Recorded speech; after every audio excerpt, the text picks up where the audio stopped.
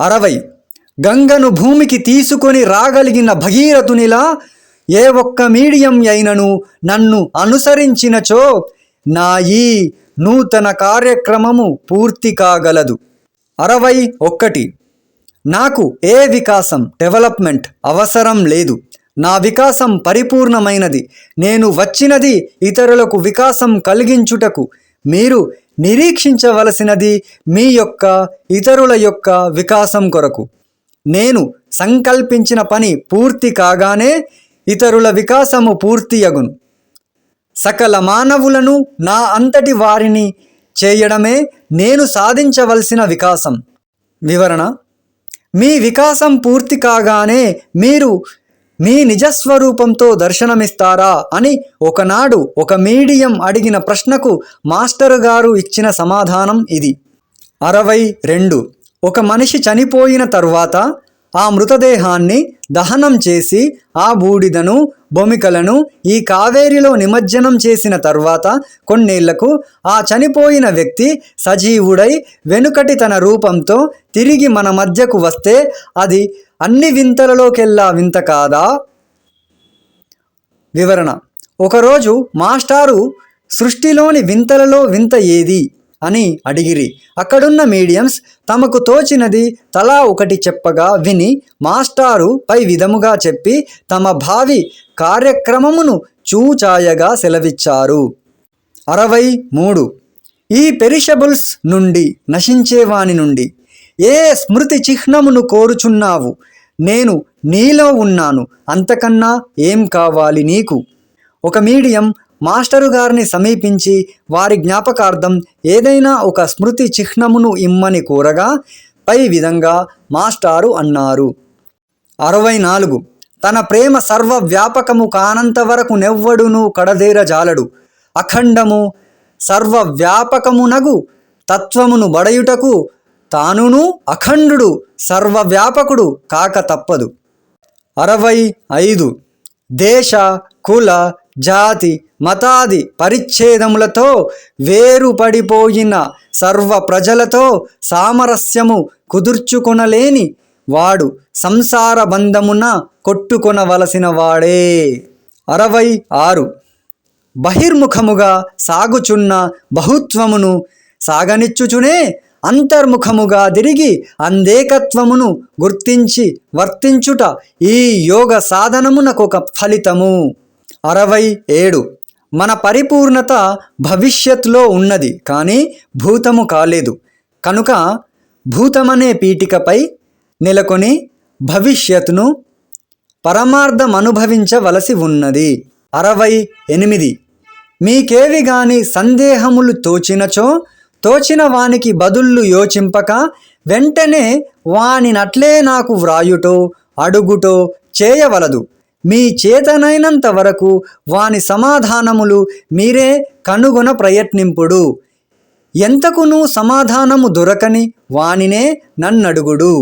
న్యాయమైన సంగతమైన ప్రశ్న ఎవరికి గాని తోచినచో ఆ ప్రశ్నపు ఘనతననుసరించి దానికి తగినంత యత్నము చేసినచో సరి అయిన జవాబు దొరకగలదు.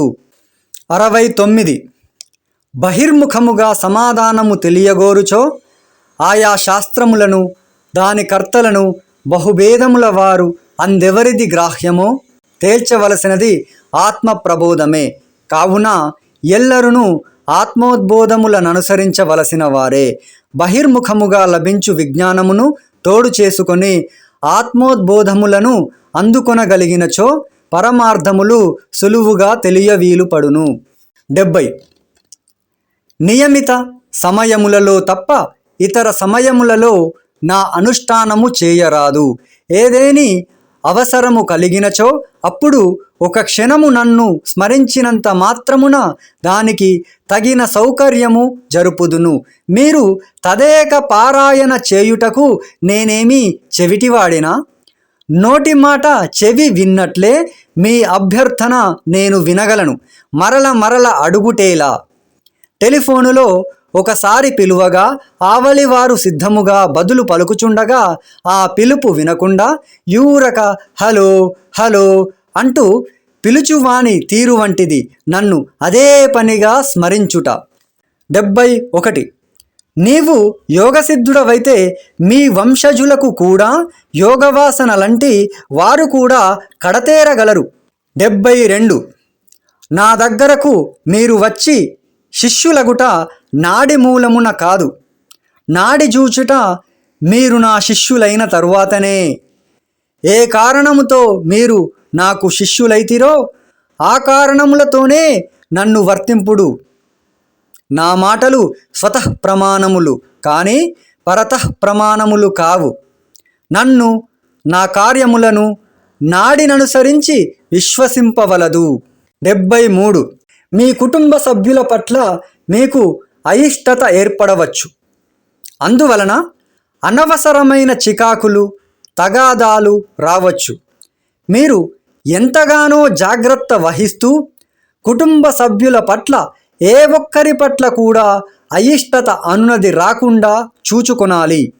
74.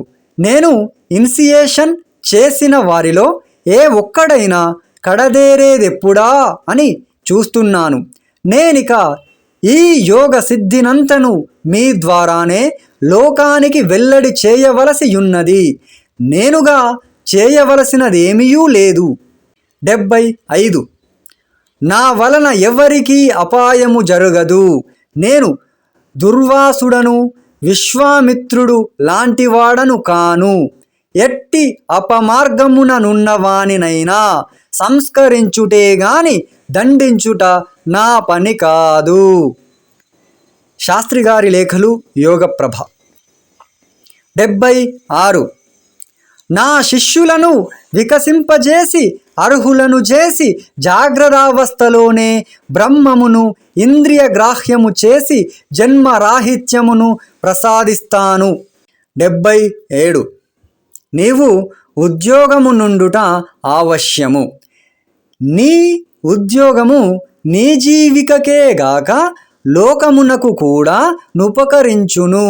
ఆరోగ్యవంతుడవై నీ ఉద్యోగమును తిన్నగా సాగించుకొనుము. వివరణ: మాస్టరు గారు ప్రభాకర శాస్త్రి గారికి ఇచ్చిన సలహా. 78. సాధారణము, సహజము, శాంతియుతము, పరహింసారహితముగా తోటి మానవులందరితో ప్రేమ, స్నేహములు పెంపొందించుకొనుము. 79. ఇతరులను బూతులు తిట్టకు, ఇతరులలోని లోపాలు వెదకకు, ఇతరుల మనస్సుకు బాధ కలిగించకు.